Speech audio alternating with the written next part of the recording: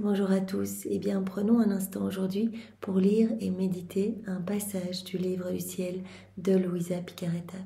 Au nom du Père qui m'a créé, du Fils qui m'a sauvé et du Saint-Esprit qui me sanctifie. Amen.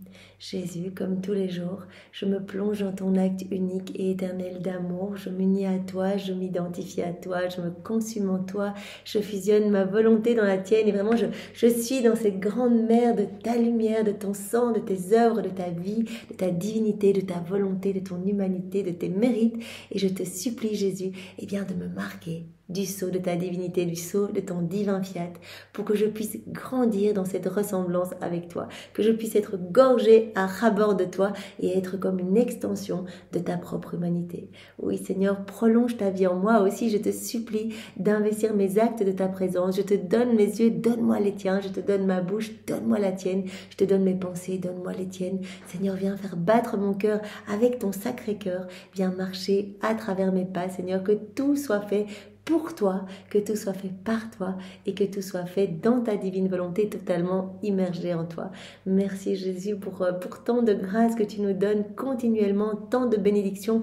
Merci vraiment pour vraiment ce désir que tu as de nous voir tous heureux, de nous voir tous comblés, remplis de toutes les joies célestes, de tous les bonheurs célestes. Merci de vouloir nous donner à chacun ce grand don qu'est la vie dans ta divine volonté. Même si nous sommes misère, noirceur, plein de péchés, eh bien tu nous attends pour nous donner ton pardon et ta miséricorde et vraiment nous laver de tes larmes, de ton sang et nous donner ce grand cadeau qu'est la vie dans ta divine volonté. Alors Seigneur, que nous ne passions pas à côté. Nous sommes ici vraiment pour ne vivre que pour toi, pour t'aimer, t'adorer, te louer au nom de tous. Donne-nous ce grand cadeau et aide-nous à vraiment aller là où tu nous attends, à cette juste place à laquelle tu nous attends, dans ton cœur, Seigneur, pour que nous soyons consumés, brûlés de ton amour et que nous devenions eh bien, des petites torches brûlantes de ta lumière, de ta paix, de ta tendresse et que vraiment ce soit ta présence qui vienne toucher tous tes enfants autour de nous, mais aussi les âmes du passé et les âmes du futur. Nous savons vraiment que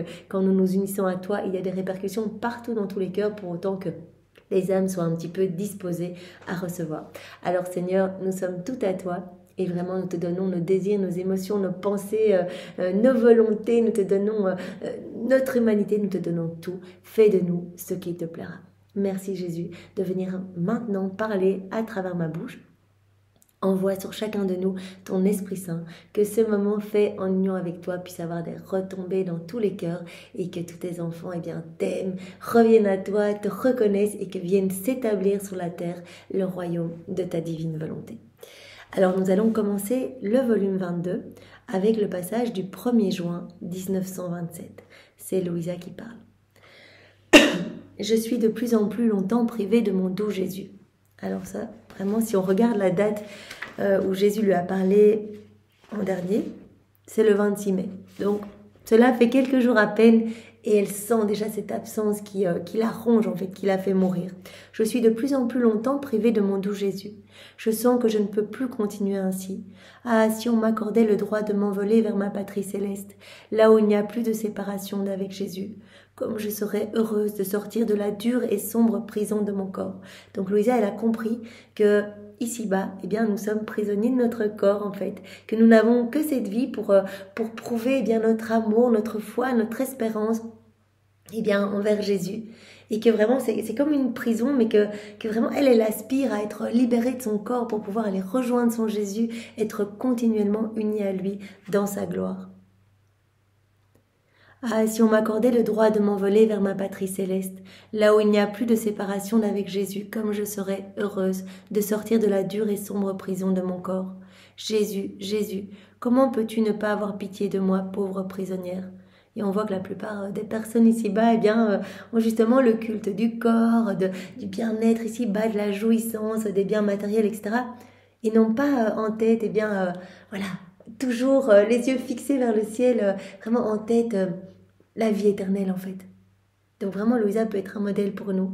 Gardons toujours eh bien voilà, ce but de rejoindre Jésus, de pouvoir le laisser déjà ici-bas vivre en nous, de pouvoir avoir la vie des bienheureux déjà ici-bas et vraiment de se servir de cette vie pour vraiment, voilà, déployer son amour, qu'il puisse utiliser notre humanité vraiment pour toucher ses enfants. Comment peux-tu ne pas avoir pitié de moi, pauvre prisonnière? Comment est-ce possible? Tu m'as laissé sans même venir me rendre souvent visite dans la sombre prison où je suis. Ô Jésus, sans toi, comme il devient plus douloureux, plus lugubre et plus terrible cet emprisonnement où tu m'as placé, en me disant que je devais y rester pour l'amour de toi et pour faire ta volonté. Jésus lui a demandé de tout accepter, de s'abandonner, même si elle ne le voit pas physiquement, elle doit accepter et laisser la divine volonté opérer et agir à travers son humanité. Mais tu m'as promis que tu ne m'y laisserais pas seule, que tu viendrais m'y tenir compagnie. Et maintenant tout est fini. Je n'ai plus ton sourire pour me réconforter, ta parole pour briser mon long silence, ni ta compagnie pour rompre ma solitude. Je suis seule, emprisonnée et enchaînée par toi dans cette prison. Et pour finir, tu me quittes, Jésus. Jésus, je ne m'attendais pas à cela de toi. Donc vraiment, Louisa, elle est comme un enfant en fait. Elle est en train de dire, mais Jésus, j'en peux plus, pourquoi t'es pas là, tu me manques trop, je veux te voir. Alors que Jésus est dans son cœur, il a dit, voilà, tu es totalement imbibé dans la divine volonté, je suis la divine volonté, donc c'est juste impossible pour moi de ne pas être là. Je suis continuellement dans ton cœur, je suis établie avec mon royaume, mon trône, je suis là avec mon Père, avec l'Esprit Saint, et nous prenons des décisions à partir de ton âme, comme si nous les prenions à partir du ciel. Alors tu ne dois pas t'inquiéter, parfois si tu ne me vois pas physiquement, eh bien c'est parce que la lumière de la divine volonté est si grande que cette lumière éclipse mon humanité. Mais ne t'inquiète pas, je suis là en ton intérieur. Mais alors que j'ai penché tout mon chagrin, il est sorti du dedans de moi et m'a embrassé pour me soutenir car j'étais à bout de force. Puis il m'a dit, ma fille, courage, je ne te quitte pas. Au contraire, tu dois savoir que ton Jésus peut accomplir n'importe quel miracle, mais pas celui de te séparer de sa propre volonté. Donc Jésus dit, moi je peux tout faire, mais je ne pourrai jamais me séparer de toi, puisque tu es dans ma divine volonté. Si ma divine volonté est en toi, comment puis-je te quitter? Et si cela était, je serais Jésus sans vie, puisqu'il a dit je suis la divine volonté. Donc il ne peut pas quitter il peut pas quitter Louisa qui est totalement dans la divine volonté. C'est au contraire l'infini de mon fiat qui me cache. Et alors que tu sens la vie de mon fiat, tu ne vois pas ton Jésus qui est en lui. On l'a vu hier, Louisa elle ressentait vraiment la force de la divine volonté, elle ressentait l'immuabilité, vraiment la constance, etc. Mais voilà, elle se plaint de ne pas voir Jésus alors qu'il a dit je suis là, en fait je suis là. Si tu ressens tellement ma divine volonté, c'est que je suis là dans ton intérieur. Après quoi je me suis sentie très malheureuse, non seulement parce que j'étais privée de mon doux Jésus, mais aussi parce que j'avais appris de façon inattendue la nouvelle de la mort du révérend père Di Francia. Donc c'était le confesseur de Louisa, donc qui est devenu saint Hannibal, et qui en fait s'occupait de recevoir toutes les révélations de Louisa relatives à la divine volonté. Donc Louisa échangeait avec ce confesseur, elle lui avait donné les écrits pour que lui les analyse chez lui, et il avait tellement été percuté au cœur qu'il les avait vraiment digérés. Et il essayait de les mettre en pratique, en fait. Il était vraiment, il aimait énormément la divine volonté. Il croyait tout ce que Louisa disait, ce qui n'était pas le cas de tous les confesseurs de Louisa. Et donc vraiment, Louisa considérait ce révérend père, comme vraiment une aide, un pilier à ses côtés. Il était le seul être qui me restait et à qui je pouvais ouvrir ma pauvre âme. Comme il me comprenait bien, c'était un saint que je pouvais me confier et qui comprenait très bien le prix de tout ce que Jésus m'avait dit sur la divine volonté. Il s'y intéressait tellement qu'il avait insisté pour emporter chez lui tous les écrits afin de les publier. Donc il avait dit c'est tellement beau que je m'occupe de la publication de ces écrits, je m'occupe de les faire connaître. Je me disais alors, Jésus a permis qu'il emporte les écrits, ce qui a été pour moi un grand sacrifice parce que je ne les voulais pas. Je ne voulais pas les donner. Et c'est seulement parce qu'il était un saint que j'ai dû accepter. Et maintenant, Jésus l'a emporté au ciel. Je me sentais torturée par la douleur. Mais fiat, fiat, fiat. Donc ça, c'est encore une leçon pour nous. Voilà, quand on est aux prises de tribulations, de chutes, de choses difficiles, le Seigneur nous demande de dire fiat. Que ta volonté soit faite, de tout prendre comme venant de ses mains divines, de tout accepter et vraiment de nous laisser façonner en fait, de faire confiance. Il a notre vie entre ses mains et Jésus sait exactement ce qu'il y a de meilleur pour notre sainteté, pour notre sanctification. Je me sentais torturée par la douleur, mais fiat, fiat, fiat, tout a une fin ici-bas. J'éclatai en sanglots en recommandant à Jésus son âme bienheureuse qui avait tant souffert et tant travaillé pour lui. Et c'est alors que mon doux Jésus s'est manifesté en moi et m'a dit « Ma fille, courage, tu dois savoir que tout ce qu'a pu faire cette âme qui m'est si chère, toutes les connaissances qu'elle a acquises sur ma volonté sont autant de lumière qu'elle a pu enclore en elle-même. » C'est magnifique et cela doit vraiment nous donner de la joie parce que Jésus nous dit que ce révérend Père, à chaque fois qu'il a digéré une connaissance, qu'il a pris connaissance, voilà, qu'il a lu les écrits du ciel, qu'il a vraiment accueilli un nouvel enseignement de Jésus à Louisa, eh bien cela a formé une lumière immense dans son âme, une lumière voilà, qui ne peut pas s'éteindre. Chaque connaissance additionnelle est ainsi une lumière plus grande qui lui appartient, et chaque connaissance dépose en l'âme une lumière distincte. En plus, chaque lumière est distincte et plus belle encore que l'autre. Enfin, c'est magnifique, c'est vraiment un cadeau en fait. Chaque connaissance est une vie divine, chaque connaissance est comme une voie d'accès, un chemin, une clé supplémentaire, une porte pour arriver dans le royaume de la divine volonté. Chaque connaissance est une source de béatitude, non seulement pour l'âme qui reçoit cette connaissance, mais aussi pour tous les saints, tous les bienheureux. Tout le monde va pouvoir vraiment en profiter. Donc Jésus dit, ne t'inquiète pas, c'est pas perdu. Tout ce qu'il a reçu comme connaissance, eh bien cela a vraiment créé de la lumière dans son âme. Chaque connaissance, une lumière distincte. Des lumières toutes plus belles les unes que les autres, ainsi que la semence d'un bonheur distinct que contient chaque lumière. Chaque lumière amène vraiment des béatitudes et du bonheur. De fait, par sa volonté de mettre en pratique chaque bien qu'elle peut connaître, l'âme demeurera alors en possession de ce bien qu'elle connaît. Donc c'est magnifique et Jésus met encore une fois le doigt sur le fait que la mise en pratique est primordiale. Si nous recevons les connaissances mais que directement voilà, nous les laissions dans un petit coin de notre tête, eh bien cela ne produira pas beaucoup de fruits. Mais si nous essayons de les mettre en pratique avec le secours de Jésus, avec vraiment ses grâces, eh bien nous allons prendre possession de ces connaissances, des biens compris dans ces connaissances.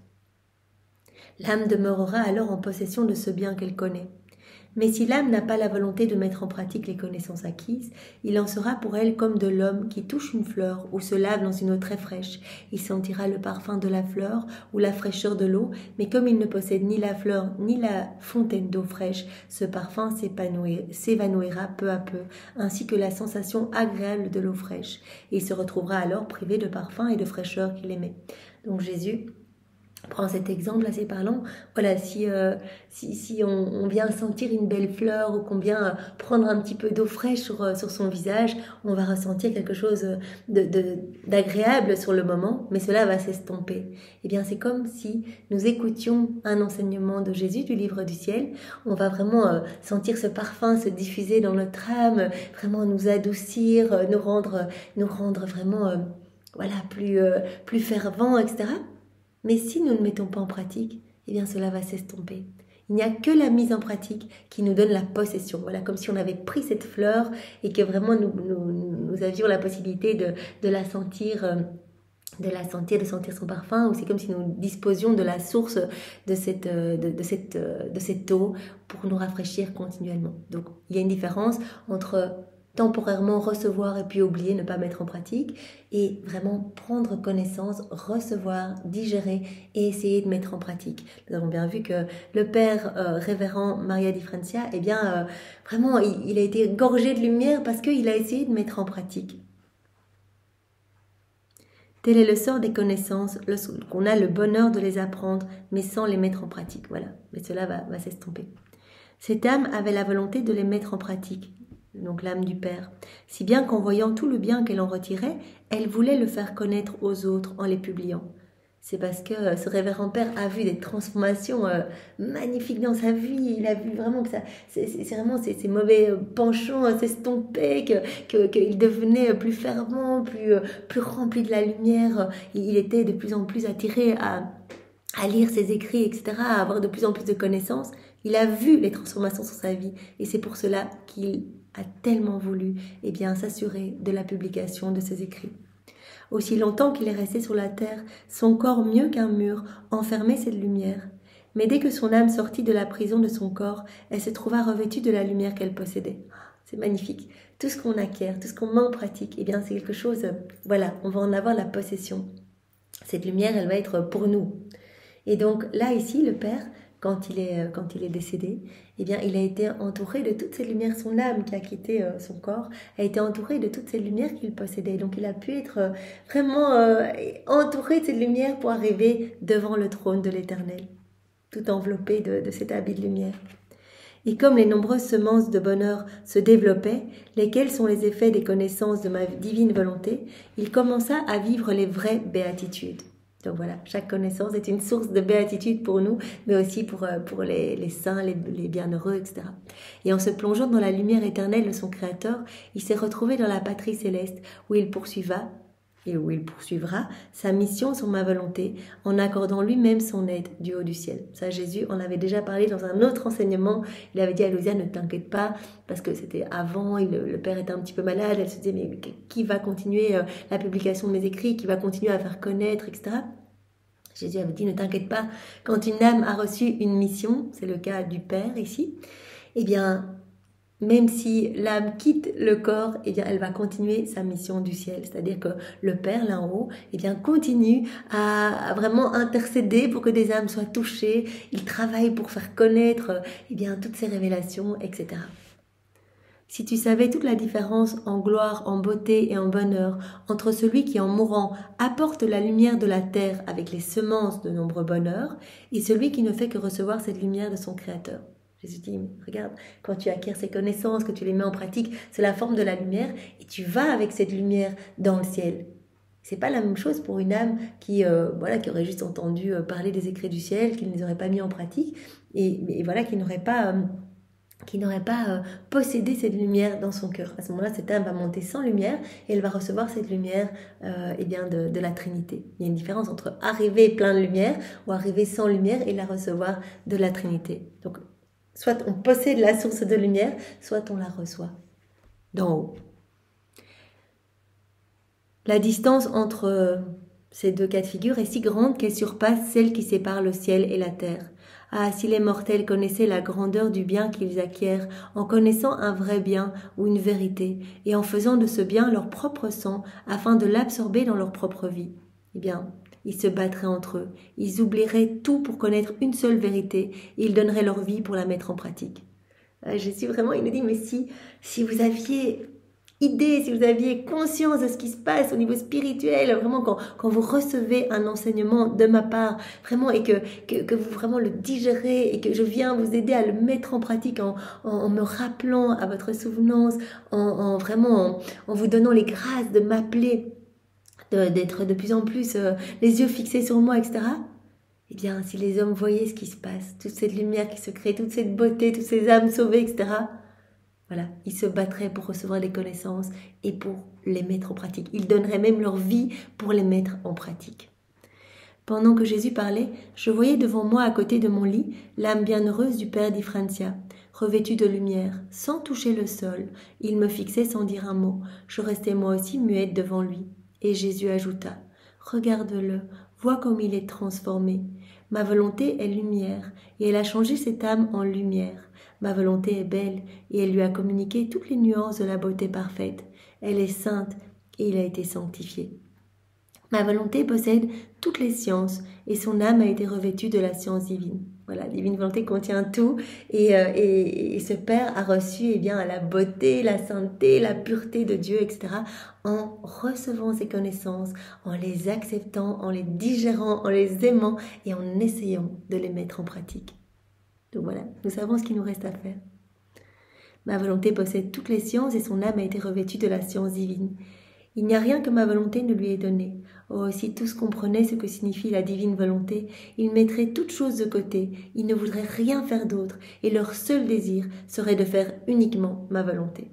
Eh bien, Seigneur, que cela soit notre seul désir, que cela soit notre ultime but, que cela soit notre seule victoire à l'heure de notre mort. Eh bien, c'est vraiment de t'avoir accueilli, d'avoir vécu notre vie en union avec toi. Ne nous laisse pas nous séparer de toi. Enchaîne-nous à toi avec les douces chaînes de ton amour. Vraiment, crucifie notre volonté à la tienne, que jamais nous ne soyons séparés de toi, Seigneur.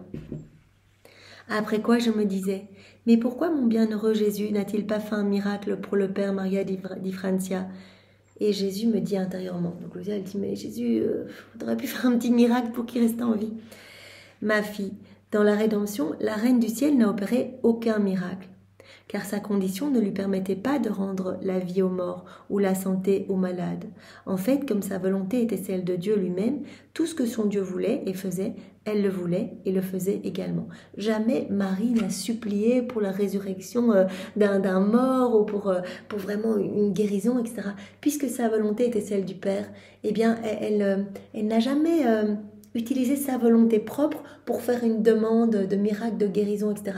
Elle disait toujours, que ta volonté soit faite pour cette personne, Seigneur, que ta volonté soit faite. Donc c'est vraiment un modèle et cela doit nous pousser à réfléchir sur notre manière de prier. Comme dit Jésus, comme a dit Jésus dans un passage, prie mais prie comme moi. C'est-à-dire on ne commence pas à avoir une prière ciblée en disant Seigneur, tu peux guérir cette personne. Parce qu'à ce moment-là, on est de nouveau dans notre volonté propre. Donc vraiment, si on veut vivre dans la divine volonté, Seigneur, eh bien que ta volonté soit faite dans la vie de cette personne et pour toutes les personnes qui vivent la même situation. Il faut vraiment une prière plus universelle. Elle ne possédait, donc la Vierge Marie, pas non plus une autre volonté pour demander à Dieu des miracles et des guérisons, car elle n'a jamais donné vie à sa volonté humaine. Et pour demander des miracles à cette divine volonté, elle aurait dû se servir de la sienne. Pour demander une guérison, elle aurait dû redescendre vraiment dans sa volonté humaine pour faire une demande. Mais elle ne l'a jamais fait, bien sûr. Ce qu'elle ne voulait pas faire parce que cela signifiait descendre dans l'ordre humain. C'est vraiment intéressant pour nous, parce que c'est vraiment très souvent, voilà, on a une personne qu'on aime, qui ne se sent pas bien, on dit « Oh Seigneur, tu peux faire quelque chose pour cette personne ?» Et bien là, on est déjà revenu dans notre volonté humaine. Donc vraiment, la plus belle prière, c'est « Seigneur, que ta volonté soit faite ». Et Marie rajoutait... je pense que c'était dans le volume 12, parce que je l'ai écouté récemment, eh bien, elle disait, voilà, la prière la plus puissante aux yeux de Dieu, eh bien, c'est non seulement que ta volonté soit faite, mais c'est de se revêtir de tous les attributs de la passion de Jésus pour demander que sa volonté soit faite. Donc, on place sur notre tête sa couronne d'épines, dans nos yeux ses larmes, dans notre bouche le fiel, le vinaigre, voilà, on perfore nos oreilles avec ses épines, nos yeux également, on habille notre corps de son sang, on crucifie nos mains et nos pieds, on transperce notre côté et on vient se présenter devant le trône de l'Éternel en disant « Seigneur, j'accepte tout, fiat voluntas tua, que ta volonté soit faite pour cette personne et pour toutes les personnes voilà, qui sont attachées à mon cœur et pour tous les hommes de tous les temps, que ta volonté soit faite et que vienne le royaume de ta divine volonté. » Ouais, depuis que j'ai entendu ça, depuis que j'ai lu ça, eh bien maintenant j'essaie de communier revêtue de tous les attributs de la passion de Jésus pour faire réparation à son Sacré-Cœur et pour vraiment lui demander que son règne s'établisse sur la terre. Voilà, donc la Vierge Marie n'a jamais fait usage de sa volonté propre, donc elle n'a jamais demandé un miracle, elle n'a jamais demandé voilà, pour une personne en particulier quelque chose. Mais la Reine du Ciel n'a jamais voulu rien faire en dehors de l'ordre divin. Et celui qui demeure dans l'ordre divin doit faire et vouloir tout ce que fait et veut son Créateur. Fiat, que ta volonté soit faite, Seigneur. D'autant plus qu'avec la vie et la lumière de cette divine volonté, elle pouvait voir que tout ce que son Créateur voulait et faisait était pour les créatures ce qu'il y avait de mieux, de plus parfait et de plus saint. Donc Louisa voilà, essaye aussi de vivre dans la divine volonté, elle est complètement dans ce 4e niveau de vie, et c'est pour cela que toutes ces prières sont universelles. Et la Vierge Marie, eh bien, elle voyait, elle avait la divine volonté, divine science, divine connaissance, etc. Et donc elle voyait que tout ce que Dieu faisait, que toutes les décisions de Dieu étaient les meilleures pour le salut des âmes. Comment aurait-elle donc pu descendre des hauteurs de l'ordre divin? C'est pourquoi elle n'a accompli que le grand miracle qui renferme tous les miracles, la rédemption. Un miracle voulu par cette volonté qui l'animait elle-même et qui apportait le bien universel à tous ceux qui le désiraient. Donc Marie, voilà, elle a pu accueillir en son sein Jésus parce qu'elle était totalement imbibée de la divine volonté, que vraiment depuis la seconde 1 de sa conception dans le sein de Sainte Anne, eh bien, elle était remplie des puissances de grâce, de sainteté, de bonté, immaculée conception, totalement dans la divine volonté. Et donc, elle a pu, parce qu'elle a crucifié à chaque instant sa volonté propre au profit de la divine volonté, accomplir le miracle qui contient tous les miracles, c'est-à-dire de faire descendre eh bien, Jésus en son sein, vraiment d'avoir en son sein voilà, le Verbe incarné. Si durant sa vie, la grande mère du ciel n'a pas accompli de miracles visibles, comme ressusciter des morts ou guérir des malades, elle opère cependant des miracles chaque jour et à chaque instant, car lorsque les âmes se préparent par la repentance, elle donne elle-même la disposition pour le repentir et apporte partout son Jésus, le fruit de son sein, le donnant tout entier à chaque âme en confirmation du grand miracle que cette céleste créature a accompli par la volonté de Dieu. Donc voilà, Marie, quand Jésus s'est incarné en son sein, Jésus est venu avec tous les hommes de tous les temps, elle est devenue la mère de l'humanité, et donc Jésus nous dit ici, elle accomplit tout le temps en fait des miracles, pas ressusciter des corps, pas guérir des malades, etc. Mais elle va intercéder pour vous et elle va me donner à vous en fait. Elle va m'amener dans votre cœur. Si vous avez un cœur repenti, contrit, eh bien, puisque c'est la mère de toute l'humanité et que je ne peux rien lui refuser, eh bien, elle va vraiment travailler pour que vos cœurs soient unis à mon cœur, nous dit Jésus. Les miracles que Dieu veut faire lui-même sans intervention de la volonté humaine sont des miracles perpétuels, car ils proviennent de la fontaine divine qui ne tarit jamais, et il suffit de les vouloir pour les recevoir. Dans la divine volonté, en fait, Jésus nous dit que tout est miracle, c'est une source de grâce infinie, de bénédiction, et vraiment, cela contient tous les bonheurs célestes. Il suffit de s'y plonger, et notre vie va vraiment se transformer, et va devenir eh bien, un miracle constant en fait. À chaque fois qu'on va faire un petit acte dans la divine volonté, cela va faire rejaillir une lumière magnifique, cela va convertir des milliers d'âmes, en toucher d'autres, en sauver de la perdition, etc. Donc vraiment sauver in extremis avant qu'il ne chute vraiment dans les ténèbres de la mort. Alors vraiment le Seigneur nous dit voilà, aujourd'hui, donnez-moi votre oui, plongez-vous vraiment sans réticence dans mon acte unique et éternel, et vraiment votre vie ne sera que miracle. D'ailleurs, la vie dans la divine volonté, c'est le prodige des prodiges, c'est le miracle des miracles, nous dit Jésus, puisque la divine volonté contient tous les sacrements, contient toutes les œuvres divines, etc., contient tout. Donc si on se plonge dans la divine volonté, directement, on devient hostie nous-mêmes à chaque acte que l'on fait. Il y a vraiment des choses qui s'opèrent partout, etc. Tes conditions sont maintenant celles de l'incomparable règne du ciel. Comme tu dois former le royaume du fiat suprême, tu ne dois vouloir et faire que ce que ma divine volonté veut et fait. Et ta volonté ne doit pas avoir de vie, même s'il te semble que tu pourrais faire quelque bien aux créatures. Donc il rappelle à Louisa que vraiment elle a cette mission très spéciale d'être dépositaire du royaume de la divine volonté, de toutes ses connaissances, et qu'elle doit regarder bien comment agissait la Vierge Marie, et elle doit annihiler complètement sa volonté propre, même si elle a l'impression que sa prière pourrait vraiment apporter de grands biens, comme par exemple prier pour la guérison du Père Maria di Francia, etc., ou sa résurrection, ou que sais-je. Eh bien il dit non, tu dois me faire confiance, c'est moi qui ai tout entre mes mains et je sais quand je rappelle les âmes, je sais ce que je dois faire vivre aux âmes pour les ramener à moi. Donc fais confiance à l'image de la Vierge Marie et abandonne-toi totalement dans ma divine volonté. Et tout comme ma maman ne voulait pas faire d'autre miracle que celui de donner son Jésus aux créatures, il en va de même pour toi. Le miracle que la divine volonté veut que tu accomplisses, c'est de donner ma volonté aux créatures et de la faire connaître afin qu'elle puisse régner. Donc Jésus dit, c'est déjà un miracle énorme que tu fais tout le temps dans la divine volonté de recevoir mes connaissances, à chaque fois quelque chose de magnifique qui se crée en toi, et vraiment de les mettre par écrit pour que vraiment cela parte en cascade et que vienne s'établir sur la terre le royaume de la divine volonté. Ce que tu fais là, former le royaume avec moi, eh bien c'est déjà un miracle constant. Tu accompliras par ce miracle plus que tout ce qui peut se faire. Tu assureras le salut, la sainteté et la noblesse des créatures, et tu banniras également leurs maladies corporelles causées par le fait que ma divine volonté ne règne pas. Donc Jésus, eh bien, ici met le doigt sur le fait que certaines maladies, tant psychologiques que corporelles, peuvent résulter de notre volonté propre. Voilà, Adam, il n'était pas malade, il était parfaitement en santé, il était parfaitement heureux, il n'avait pas de dépression, etc. Si nous connaissons des états de tristesse, des états de vraiment, voilà, de gros burn-out, etc., c'est peut-être que voilà, Jésus nous rappelle à la source pour nous guérir en fait. C'est que dans notre cœur, la place est réservée pour Dieu, pour sa divine volonté opérante, souveraine, agissante. Mais si nous choisissons d'agir seuls, eh bien nous étouffons la divine volonté, elle est comme asphyxiée, elle est comme esclave de notre volonté à nous. Et alors, de notre volonté va découler uniquement des choses laides, des choses sombres, des choses, des maladies, des vices, des inéquités, les guerres, tout ce que nous connaissons de mauvais aujourd'hui résulte eh bien, de la rupture de notre volonté, voilà, la rupture avec la divine volonté. En fait, tous nos actes déconnectés de la divine volonté.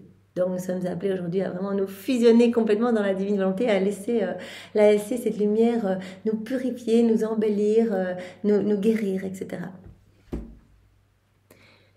Plus encore, tu placeras en sûreté une divine volonté au milieu des créatures, et tu lui rendras toute la gloire et tout l'honneur dont l'a privé l'ingratitude humaine. Donc Jésus dit plus encore, eh bien, nous t'appelons à réparer pour tant d'iniquité, tant d'ingratitude humaine, à nous donner eh bien, tout l'amour que les autres ne nous donnent pas par le biais voilà, de rondes, par le biais de réparation, etc. Donc c'est très important. C'est pourquoi je ne t'ai pas permis de faire le miracle de le guérir, mais tu as accompli pour lui le grand miracle de lui faire connaître ma volonté. Et il a pu quitter la terre en sa possession. Voilà, s'il n'y a pas eu ce miracle de la guérison du père Maria di Francia, eh bien, il y a eu un miracle magnifique dans son âme, c'est qu'il a pu prendre connaissance, grâce à toi, Louisa, à tout ce que tu as eu par écrit, tout ce que tu lui as dit, etc.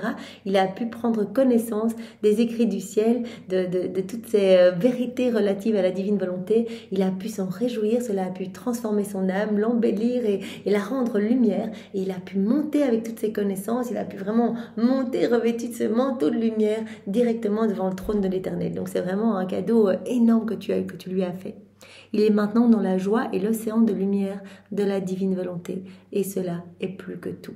Donc rappelons-nous bien que cette vie ici-bas est très courte et que vraiment ce qui est important c'est l'éternité après. Alors vraiment donnons notre vie, donnons notre temps pour Jésus, pour essayer d'acquérir ces connaissances, entrer en possession de toutes ces vérités magnifiques et nous laisser façonner par les mains divines de Dieu.